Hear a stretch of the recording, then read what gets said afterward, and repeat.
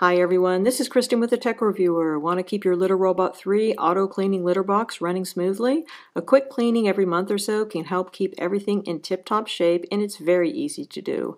Cleaning the interior of the globe is kind of a pain, and personally I do it very rarely, but the cleaning routine I'm going to show you today is much easier and has basically zero ick factor. Let's get started. So for this cleaning, you're going to need a vacuum, a can of Pledge furniture polish or something similar, and some paper towels.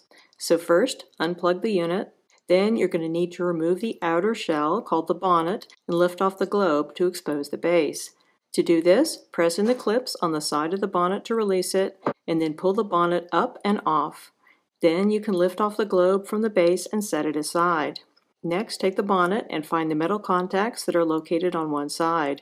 Wipe those off and make sure they're clean and dry. Sometimes they get dusty or dirty and then they don't connect properly with the metal contacts on the sides of the litter robot. So you're also going to need to locate those metal contacts on the area where the bonnet attaches to the litter robot and clean them the same way as well. Next, take either a handheld vacuum or a vacuum with a hose attachment and vacuum up any loose litter you find in the base.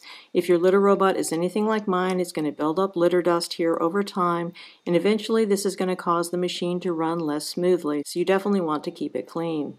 Then take your can of Pledge and spray a little bit on a paper towel and wipe it along the path that the globe goes along when it's performing a cleaning cycle, but be careful not to get any on the gears.